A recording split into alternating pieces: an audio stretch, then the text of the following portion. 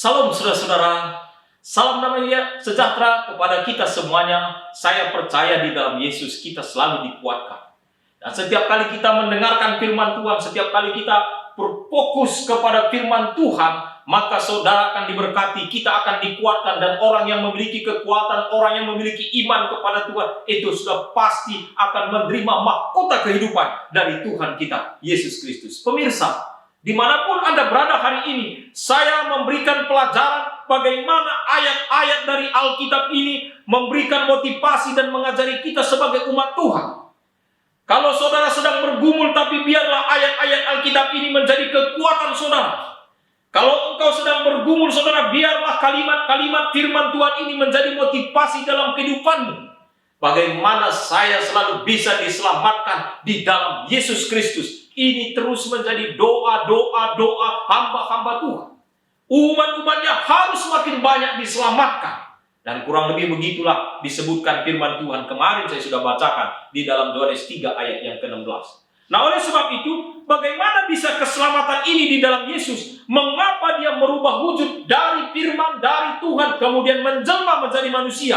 Ada satu misi, saudara. Misi tanggung jawab yang dibuat oleh Yesus Kristus. Misinya adalah supaya saudara diselamatkan oleh kematiannya. Loh, saya bertanya saudara, mengapa Yesus Kristus harus mati? Saya mau katakan, mengapa Yesus harus mati? Wah, ini luar biasa jawabannya di dalam Alkitab. Rupanya saudara, ketika kita sudah jatuh ke dalam dosa, ketika kita mewarisi sebab akibat dari keberdosaan nenek moyang kita Adam dan Hawa, sesungguhnya kita ini sekarang terlibat di dalam proses ini semua. Itu sebabnya di dalam Roma 6 ayat 23 menyebutkan upah dosa adalah maut. Jadi saudara dan saya boleh saja saat ini berduka cita, menderita sakit penyakit, akhirnya diizinkan Tuhan beristirahat sementara di dunia ini. Kita masuk dalam kubur, saudara-saudara. Tapi itu bukan kematian akhir, saudara. Itu bukan upah dosa, saudara. Itu adalah akibat dosa. Tapi kalau upah dosa, nanti pada waktu Tuhan datang kali yang kedua, di sana akan Tuhan timbang. Kalau orang ini layak masuk surga, orang ini akan masuk surga. Kalau tidak, dia akan tidak masuk surga. Nah, yang mau saya katakan di sini, saudara, mengapa Tuhan kita Yesus Kristus harus menjelma menjadi manusia? Dengan tujuannya, kalau upah dosa adalah maut, itu artinya harus ada korban, saudara. Dan korban di sini adalah Yesus Kristus. Saya tekankan Yesus Kristus.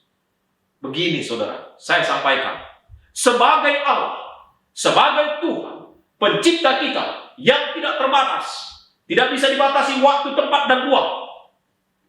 Dia adalah Allah yang awal dan yang akhir. Tidak berawal, tidak berakhir. Itu artinya, saudara, kita tidak bisa selami Tuhan kita. Siapa dulu menjadikan Tuhan Allah? Wah, tidak bisa itu, saudara. Terbatas pikiran kita. Oh, sebelum ada surga di mana Allah, kita katakan, oh, tidak bisa ini, saudara-saudara. Kita hanya bisa menyelami jalur-jalur keselamatan yang Tuhan sudah titipkan atau berikan di dalam apa? Firman-Nya, saudara. Tetapi saya mau menyampaikan satu berita bahwa kalau upah dosa adalah maut, maut artinya kematian. Kematian artinya, saudara, harus ada yang meninggal. Harus ada yang korban.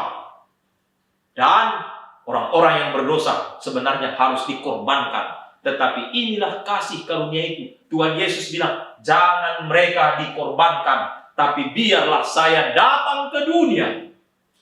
Aku ini yang merupakan Allah, penciptamu. Aku turun sementara waktu, mengambil rupa seperti manusia. Lalu kemudian sampai taat dan mati di kayu salib. Artinya Yesus Kristus saya telah mati di kayu salib, saudara-saudara. Amin, saudara-saudara ya. Kematiannya adalah keselamatan bagi kita.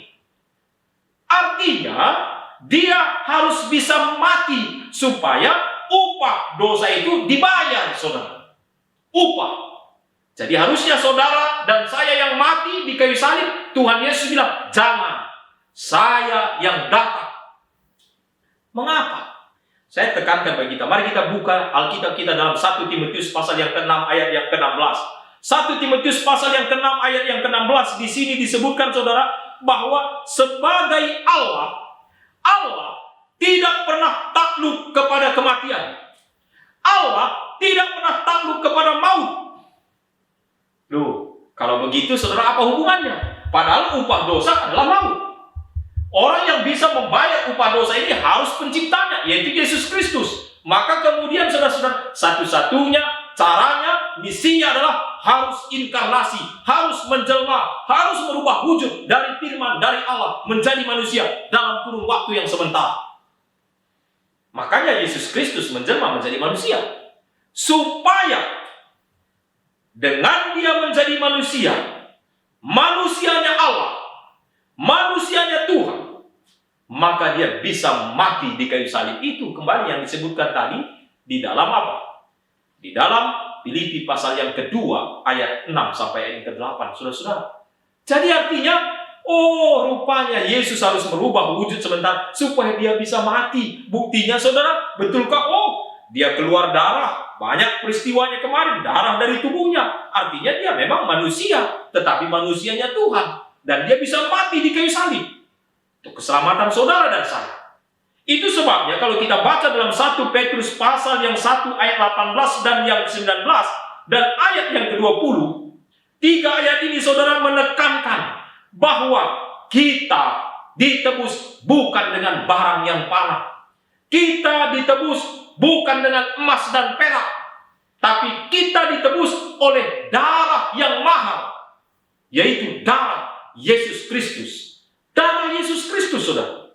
Betulkah darah Yesus Kristus? Saya harus bersyukur kepada Tuhan saya. Saudara semua harus bersyukur kepada Tuhan kita. Sebab dia keluarkan darahnya ketika di dunia ini, sehingga dia pun harus mengembuskan napas terakhir. Dan kemudian saudara dan saya diberkati. Kemudian kita diselamatkan bila Tuhan datang kali yang kedua. Jadi mengapa dia berubah wujud? Supaya dia menggenapi misi ini. Keselamatan saudara dan keselamatan saya. Dan itu bukan tindakan saudara, dan itu bukan tindakanmu. Itu adalah tindakan yang murni dari Allah. Itu yang disebutkan ayat kemarin dalam Efesus 2:8 dan 9. Itu adalah kasih karunia yang murni, free, gratis. Tidak ada syaratnya saudara. Tetapi orang yang sudah menerima keselamatan dari Yesus ini, pasti dia akan melakukan apa yang dituntut oleh Allah, firman Tuhan di dalam kebenarannya. Saudara, di dalam nama Yesus Kristus, pemirsa dimanapun Anda berada, ingatlah firman Tuhan ini. Inilah teologinya, sekenapa ini Tuhan saya berubah dari Tuhan menjadi apa? Manusia. Karena dia punya misi. Dengan ada dia sebagai manusia, dia bisa mati dan membayar upah dosa itu.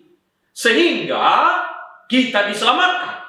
Itu yang disebutkan kalau saudara baca. Saudara boleh catat dalam Roma pasal yang ke-8 ayat 3 dan 4. Jadi Yesus mati di kayu salib, Yesus mati di dunia ini adalah untuk membayar tuntutan hukum, saudara-saudara. Tuntutan hukum. Apa maksudnya tuntutan hukum? Ya, kalau kita kembali ke Kejadian 2 ayat yang ke-17, bila mana engkau meraba, bila mana engkau memakan buah itu, maka engkau akan mati. Itu ceritanya ketika nenek moyang kita Adam dan Hawa di Taman Eden. Dan pilihannya adalah dia meraba, dia mengambil buah itu, dia memakan buah itu. Sehingga berikutnya memang mati. Kepastian kematian itu menjadi bagian siapa? Menjadi bagian Hawa, Adam pada waktu itu, saudara-saudara. Nah, oleh sebab itu keselamatan ditawarkan. Upah dosa adalah maut. Siapa yang melanggar hukum pasti dihukum. Sama ketika kita di Indonesia ini atau di negara-negara manapun saudara, kita melanggar, kita akan diadili berdasarkan pelanggaran undang-undang apa yang menjerat kita. Demikian juga orang berdosa saudara, orang berdosa harus dihukum.